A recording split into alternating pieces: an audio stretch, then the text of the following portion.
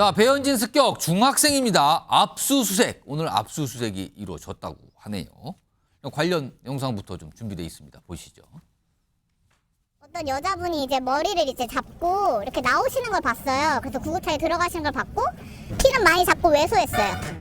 오시면 성함을 먼저 여쭤보거든요. 근데 말씀 안 하시고 연습생 있어요? 이렇게 물어보셔가지고 누구요? 이렇게 했는데 연습생이에요. 이렇게 하셔가지고 이 중학생 이게 지금 뭐 어찌하여 배현진 의원의 사적인 이제 어떤 행로를 알게 되었는지, 그리고는 이런 얘기가 혹시 온라인 커뮤니티나 게시판에서 공유되고 있는 건 아닌지 그런 것들이 좀 조사가 필요하다, 이런 판단을 하기에 이르렀습니다.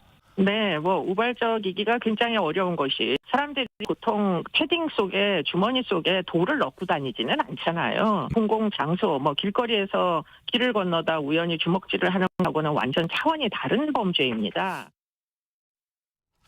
자, 지금 뭐 경찰이 조사 중입니다. 그래서 아직 뭐 정확한 어떤 이유, 뭐 과정 이런 거 좀 더 들여다봐야 되는데 화면 좀 보겠습니다. 오늘 압수수색이 있었어요.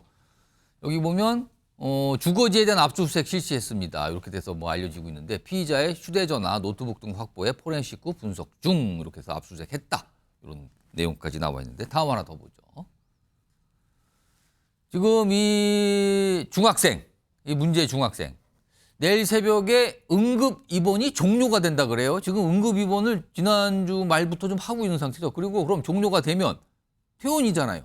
근데 보호 입원 상태로 신병 확보 조사 진행할 방침이다. 이게 경찰의 어떤 방침이라고 합니다. 정혁진 변호사? 네네. 일단 응급 입원은 지난주에 많은 분들이 알고 계실 거예요. 갑자기 뭐 여러 가지 사항을 판단해서 일단 입원을 시켰다. 근데 지금 보호 입원으로 전환되면 조사가 된다 그러는데, 응급 입원, 보호 입원, 이거 뭐가 다른 겁니까? 이게 무슨 법이냐면요. 정신건강 증진 및 정신질환자 복지 서비스 지원에 관한 법률이라고 있어요. 그러니까 줄여가지고 예. 정신건강복지법이라고 있는데 예. 거기 50조의 응급입원이 나와 있거든요. 이게 뭐냐면은 정신질환자로 추정되는 사람은 예. 자신의 건강이나 다른 사람들의 건강 또는 안전을 해할 위험이 아주 크다라고 생각하면, 그러면은 이제 그 최대 72시간 동안 그 정신병원의 그런 시설에 예. 입원할 수 있도록 하는 게 그게 응급 입원이고요. 오. 그러니까 아마 저 부모 이게 범행이 25일 날 있었단 말이에요. 예. 그래서 그 25일 당일 날 저 중학생이 그 보호자, 아마 부모겠죠. 예. 어머니였던 것 같은데 같이 가가지고 경찰에서 조사를 받았어요. 예. 그리고 난 다음에 26일 새벽에 이렇게 응급 입원의 형식으로 저 그 병원에 입원을 갖다 한 거죠. 그런데 이게 공휴일을 제외하고 최대 72시간이니까 아마 30일, 내일, 오늘이 29일이죠. 내일에는 저희 내일까지라고 그럽니다. 네, 응급 입원 날짜가 이제 시간이 끝나는 거예요. 그럼 이제 거기서 나와가지고 그다음에 이 정신건강복지법에 따르면은 예. 입원의 종류가 3가지가 있는데, 지금 말씀드린 응급 입원, 두 번째는 자의 입원. 그러니까 쉽게 말하면 정신질환자나 기타 정신건강상 문제가 있는 사람이 예. 정신의료기관에 스스로 입원을 하는 거예요. 내가 입원하고 싶다, 스스로. 네네. 그런데 저 중학생이 뭐 스스로 이렇게 자의 입원할 수 있는 그런 상황은 아니지 않겠습니까? 그러니까 이제 보호 입원이라고 하는 게 예. 이런 보호자 같은 사람들이 정신의료기관 등에 입원시키는 게 이게 보호 입원인데, 예. 그런데 이제 그렇게 입원하고 있으니까 그런 중학생을 불러가지고 경찰서에서 조사할 수는 없잖아요. 그러니까 경찰이 그 정신의료기관에 가가지고 조사를 하는 방식으로 이 수사가 진행이 될 것이다. 그다음에 우리나라 소년법에는요. 예. 어떻게 규정하고 있냐면, 저 중학생이 형사 미성년자 아니고 그렇기 때문에 촉법 소년도 아닌데 예. 소년법상의 소년에 해당하거든요. 예. 왜냐하면 소년법상에는 19세 미만인 자는 소년이다 이렇게 하고 있는데 이 소년법 규정에 따르면 소년은 아주 부득이한 경우가 아니면 구속 수사를 하지 못하게끔 그게 되어 있으니까. 그럼 이번에도 불구속 수사로 진행이 되는 그렇죠. 거네요. 그러니까 웬만하면 불구속 수사로 진행이 될 것 같은데, 예. 그런데 저 보호자나 이제 이런 사람들이 어차피 일은 저질러졌고, 예. 그러면 우리 애를 최대한 경한 그런 처벌을 받게끔 해야 되는데, 그럼 애가 조금 정신적으로 문제가 있었다라고 해가지고 응급 입원시키고 퇴원도 안 시키고 보호 입원으로 가는 것이 아닌가, 저는 그런 추측이 됩니다. 일단 이 중학생 이 범행을 과연 우발적으로 한 것이냐? 아니다. 계획적으로 아예 작정을 하고 한 것이냐? 이게 굉장히 중요한 거 아닙니까? 그에 따라 뭐가 달라지는데 많이. 이거 네네. 어떻게 좀 판단해야 됩니까? 제가 봤을 때 저런 경우를 가지고 우발적이라고 할 수는 없는 거죠. 만약에 우발적이었다라고 하면 예. 흉기가 있었겠습니까? 뭐 그게 뭔지는 모르겠지만 뭐 벽돌인지 뭐 뭔지 뭐 그런 흉기가 있었다고 그러지 않습니까? 그러니까 뭐 지금 표현은 이제 둔기 이렇게 표현이 돼요. 그다음에 더 중요한 건 뭐냐면요. 우발적으로 사람을 17대를 때립니까? 아. 제가 봤을 때 우발적으로 욱하는 마음에 한 대 그냥 내가 치겠다라고 하는 거는 많아야 2-3대, 3-4대 정도 때리면 그게 우발적이라고 할 텐데 예. 그다음에 저 동영상 보신 분들 계시겠지만 저는 이제 방송 때문에 이제 한번 봤는데 예. 저기서 저 친구가 제가 중학생이라고 저는 생각을 못 했고요. 처음 딱 봤을 때는 아예 사람을 그냥 살해할 작정을 가지고 저렇게 가격하는 것이 아닌가? 저는 그런 생각이 들었는데 그러니까 저런 행동을 보고 어떻게 우발적이라고 할 것인가. 그다음에 이후 들어가는 여러 가지 재반 정황들을 보면 예. 뭐 한 1시간 반 전부터 그 건물에서 서성거렸고 그다음에 그날뿐만 아니라 며칠 전에도 또 그 건물에서 서성거렸고 그러니까 저 장소에 배현진 의원이 종종 오곤 한다라고 하는 정보를 알지 않고서야 예. 저런 행동을 할 수 있었을까? 그런데 저게 과연 그 우발적인가? 매우 계획적인 게 아닌가? 저는 그런 추측이 되는데 이 부분에 대해서 경찰에서 수사가 이루어지겠죠. 아직은 모릅니다. 그리고 경찰도 아직 충분한 조사를 하지 않은 상태라서 과연 무엇이냐라고 단정적으로 얘기할 수 있는 상황은 아니에요. 모든 가능성을 열어둬야 되는 상황이고요. 김현철 교수님. 근데 사실은 범행 도구를 미리 갖고 있었다는 걸로 알려지고 있잖아요. 이거는 어떻게 봐야 될까요? 일단은 뭐 그 이재명 대표 피습 이후에 연거푸 발생한 뭐 이 국회의원에 대한 뭐 어떤 흉기 피습이기 때문에 예. 여러 가지 좀 정치적 의도가 있지 않느냐 이렇게 평가하는 게 많이 있거든요. 그런데 저는 조금 이것이 묻지마 범죄 가능성이 높다고 생각하는 게 그 이 범행을 저지른 이 친구가 지금 학교 생활에서도 굉장히 문제가 있었다는 그런 그 증언들을 지금 동급생들이 하고 있거든요. 두 번째는 배현진 의원에 관련된 그 개인 일정을 일반인들이 도저히 접근할 수가 없습니다. 아. 그러다 보니까 제가 볼 때는 그냥 어떤 정신 질환에 의한 문제로 저 연예인들이 많이 다니는 곳에 그냥 이 어떤 둔기를 넣고 계속 누구를 기다렸던 것 같아요. 얼굴이 알려진 사람을. 근데 그 사람들이 없는 와중에 변진 의원이 보면 과거에 뭐 우리 그 방송국 앵커 출신이기도 하고 상당히 국경도 알려져 있기 때문에 인지도가 있고 얼굴이 알려졌으니까. 그러니까 어떤 얼굴이 좀 알려진 연예인들에 대한 어떤 묻지마 범죄를 하려고 하는 건 상당히 계획적이었던 것 같고 거기에 그냥 본인이 알 수 있는 사람들이 나타나지 않은데 그냥 변진 의원이 알려진 분이 나타나니까 그냥 그 범행을 저지른 거 아닌가 이렇게 평가가 되거든요. 이게 다시 한번 말씀드리지만 아직 조사가 충분하지가 않아요. 그리고 아직까지 뭐라고 판단할 수 있는 정보가 더 파악이 돼야 되는 상황이거든요. 그래서 일단은 좀 조심스럽게 말씀을 드리는데 그런데요. 다음 화면 좀 보겠습니다. 이런 내용이 좀 알려졌죠. 사회적 이슈 현장마다 등장을 했다. 지난해 10월 이태원 참사 현장 방송이 있었는데 그 현장 모습을 비춰주고 그러잖아요. 근데 거기에도 모습이 있었고 지난달 말에는 경복궁 낙서 모방범 구속심사 현장에서도 방송에 포착이 됐다. 그리고 이재명 대표 법원 출석 시 뭐 여러 가지 이제 뭐 집회 이런 모습이 있는데 그와 관련해서 본인이 뭐 채팅방에 영상을 공유했다. 뭐 이런 내용들이 좀 있어요.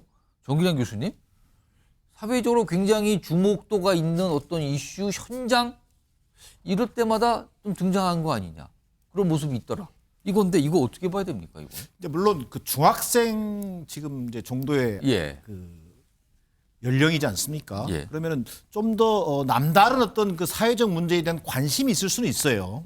그러다 보니까 뭐 다양한 어떤 사회 현상에 대해서 이런저런데 SNS라든가 유튜브를 통해서 들어가 보고 자기 관심을 거기서 뭐 충족시키고. 예. 자, 근데 거기까지 머무는 정도라면 또 모르겠어요. 그러나 이 학생 같은 경우에는 아마 본인이 유명 정치인들의 어떤 집회에 가고 예. 또 그러면 사회적으로 어떤 큰 현안이 되어 있는 경복궁 낙서범 같은 그런 사건에 이런 현장에 가서 어떤 그 범인에게 뭐 지갑을 던진다든지 예. 뭔가 이런 것들을 SNS에 올림으로 해서 본인이 뭔가 나는 좀 남다른 사람이다 예. 라고 하는 어떤 그 영웅 심리 같은 것들이 작동할 수도 있어 보입니다. 이런 경우는 어떤 병적인 어떤 치료 이를테면 그게 어떤 정신적인 것이 됐든 예. 우울증 요소가 됐든 또는 사회적으로 인정받고 싶어하는 욕구이든 예. 그런 어떤 병리적 측면에서 이 학생의 경우는 좀 봐야 되지 않겠는가. 결국 우리가 이런 어떤 학생의 그럼에도 불구하고 이런 학생의 이런 큰 사회적 무리를 빚은 이런 사건에 대해서 예. 이 학생이 왜 그러면 이런 학생이 이런 데 심취하고 그런 영웅 심리를 배양할 수밖에 없었던가. 그것은 우리 사회, 우리 정치 자체가 예. 어떤 뭐 증오의 정치로 좀 이게 점철되면서 예. 혐오와 배제라고 하는 얘기들이 얼마나 많이 횡행되고 있습니까? 결국은 그것들이 중학생에게 어떤 폭력적인 어떤 테러라고 하는 그런 형태로 지금 나타날 수밖에 없는 사회 병리적 현상을 우리 정치권 스스로가 만들었다는 측면에서도 예. 정치권의 반성 또한 필요해 보입니다. 정치 변호사? 네네. 지금 사실은 이 사안을 정치인에 대한 어떤 폭력, 그리고 뭐 일각에서는 이거는 뭐 정치 테러 아니냐 얘기까지 나오는 사항이잖아요. 네네. 그런데 또 한편으로는 중학생, 미성년자거든요. 미성년자의 어떤 범죄에 대해서는 실형이 나오는 경우가 굉장히 적다면서요. 이거는 뭐 소년범으로 간주라는지 어떤지 이런 경우는 이거 어떻게 될 것 같습니까? 그 규정에 따르면요 어떻게 되어 있냐면은 소년부는 예. 금고 이상의 형에 해당하는 범죄 사실이 발견된 경우 예. 그 동기와 죄질이 형사 처분을 할 필요가 있다라고 인정할 경우에는 사건을 검사한테 송치시켜가지고 형사 처벌 받게 한다 이렇게 돼 있단 말이에요. 그런데 저 중학생이 한 행위는 특수상해거든요. 예. 왜냐하면 흉기를 사용했으니까. 예. 그러면 특수상해는 당연히 금고 이상의 형에 해당하는 거죠. 이게 중상해가 나오면 20년까지 나오고요. 그 형법의 규정에 예. 그냥 상해도 10년 이하 징역이니까 1년 이상 10년 이하 징역이니까 이건 실형이 나올 가능성이 굉장히 많고 그다음에 중요한 건 뭐냐면은 동기나 죄질을 봐야 되는데 예. 그러니까 저 부모들이 자꾸 그 정신의료기관에 그 입원시키려고 하는 의도가 예. 그런 것이 아닌가. 그다음에 조금 전에도 이야기했지만 이게 우발적이었다라고 하면은 계획적인 것보다 동기나 죄질이 가벼운 거 아니겠습니까? 만약에 계획적이었다라고 하면 저러면은 저 중학생 같은 경우에는 아무리 소년이라고 하더라도 예. 그거는 이제 형사처분 받아가지고 뭐 징역을 갖다가 징역이든 금고든 이제 상당한 기간을 복역해야 되는 것이 아닌가 저는 그런 생각이 들어가지고 그다음에 제일 중요한 건 뭐냐면요. 그 뒤에 혼자 저런 범행을 혼자 계획하고 실행한 것인가 아니면은 다른 사람의 뭔가가 있는 것인가 예. 그런 것도 밝혀야 되고 그다음 중학생이 어떻게 저렇게 정치적이지 저도 그 생각을 했었는데 스스로 본인이 이런저런 SNS에 올린 것들을 봤더니 이재명 대표가 재판 나갈 때 거기 가가지고 뭐 셀카 찍고 뭐 그랬더라고요. 그런 걸 봤을 때 그 나이대에 어울리지 않게 굉장히 정치적인 성향은 강했던 것으로 이렇게 판단이 돼가지고 예. 그렇다라고 하면은 자기가 지지하지 않는 정당의 정치인에게 계획적으로 다가가서 어떤 위해를 가할 그런 목적과 의도가 있었던 것이 아닌가 그런 생각도 듭니다. 자, 뭐 경찰 수사를 좀 기다려봐야겠죠. 아직 뭐 본격적인 수사가 진행됐다고는 하기는 어렵고요. 뭔가 좀 시간이 걸려 보입니다. 이런 상황에서 이재명 대표 피습 사건과 관련해서 오늘 수사 결과, 최종 수사 결과를 할 수 있죠. 이게 검찰에서 발표가 있었는데 그 내용 좀 들어보겠습니다. 통신과 계좌 거래 내역, CCTV 및 블랙박스 분석, 100명 이상의 관련자 조사, 거짓말 탐지기 조사를 포함한 통합심리 분석 등 광범위한 수사를 진행하였고 그 결과 A의 범행에 도움을 준 방조범 B 외에는 추가 공범이나 배후가 없음을 확인하였습니다. 자, 오늘 뭐 검찰의 이제 브리핑 내용이고요. 그다음에 오늘 이 사안과 관련해서 지난주도 그러고 오늘도 국회 상임위가 열려서 여야 뭐 언쟁이 좀 있었고요. 그리고 여당 의원들 뭐 퇴장하는 모습도 있었고요. 그렇습니다. 이 내용도 좀 확인해 보죠.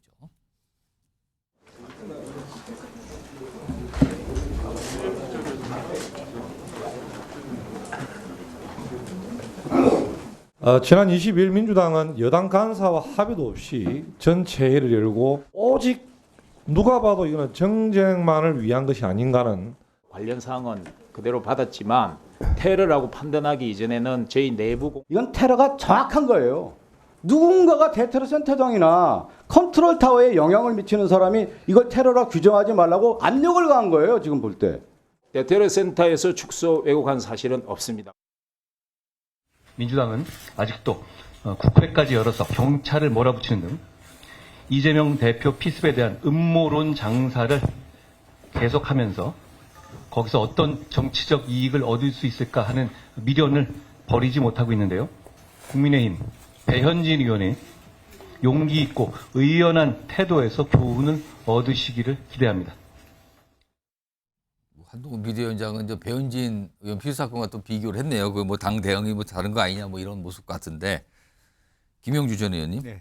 민주당은 지금 계속 상임위를 열어서 이 문제 제기 계속하고 약간 따지고 약간 이럴 분위기네요 지금요. 이거 어떻게 봐야 됩니까? 예, 더군다나 이제 정무위에서 왜 저런 토론을 하느냐가 좀 의아스럽게 생각하시는 분도 계실 거예요. 예, 정무위인데. 정무위는 금융이나 뭐 이런 걸 주로 다루는데 그쪽을 다루는데요. 정무위 소속에는 보니까 국무총리실 그리고 권익위원회가 있습니다. 총리실. 예, 총리실. 그러다 보니까 초기에 이재명 대표 그 할 때 자상이냐 열상이냐 논쟁이 총리실에서 어떤 얘기를 했다라는 연관이 돼 있고요. 오늘 그걸 갖고 이제 질의가 또 있었던 거네요. 실제적으로 보면은 이제 권익위원회에서 그 헬기 탄 부분에 조사하겠다. 그렇게 되다 보니까 이제 정무위가 바짝 저 문제를 해결할 수밖에 없다고 보여지는데 물론 권익위도 사실은 입장이 난처할 거예요.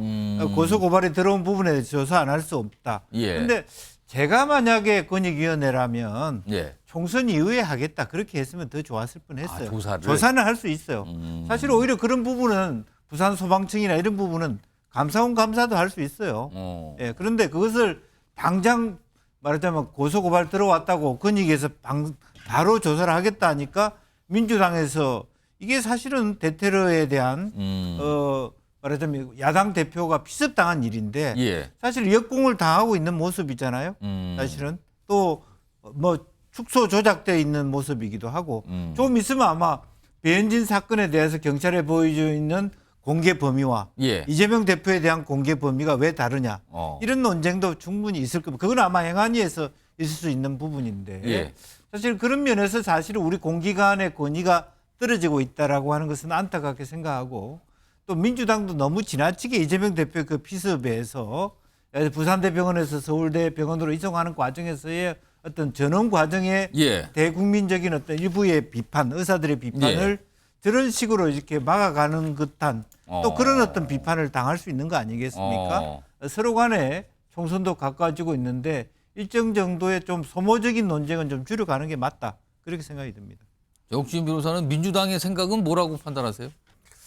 글쎄요. 지금 뭐 어찌됐든지 간에 민주당 입장에서는 그 이재명 대표가 지난번 그 피습으로 인해 가지고 여러 가지 국민들한테 어려움이 있지 않았습니까? 예. 그 시각을 돌리려고 하는 그런 노력이 아닌가 저는 그런 생각밖에 들지가 않는 게요. 저게 뭐가 그렇게 중요한가 그런 생각이 드는 게 결국은 범죄가 일어났고요. 예. 그 범죄와 관련해 가지고 체증은 다 끝났다라고 저는 생각을 하고 범인도 현장에서 잡혔고 그다음에 그러면 뭐 재판 거쳐 가지고 형사처벌 받으면 되는데 그걸 뭐 그렇게까지 확대시키려고 하나 저는 그런 생각이 들고요. 그다음 단적으로 뭐가 문제가 되냐면 배현진 의원도 그 머리를 가격당해가지고 예. 사실 상당한 피가 흘려졌잖아요. 그랬는데 그 현장이 어떻게 됐습니까?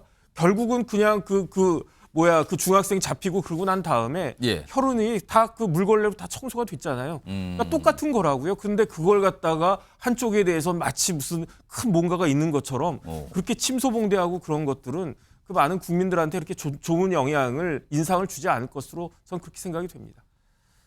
그 비극이잖아요. 사실 이런 일이 벌어지는 거. 근데 비극이 발생한 뒤에 그거에 대한 처리와 대응, 반응 이게 더 조금 좀 요란한 거 아닌가. 뭐 이런 시각도 있고 정치권 압박에서 여러 말씀들이 많이 있습니다. 이 상황에 대해서요.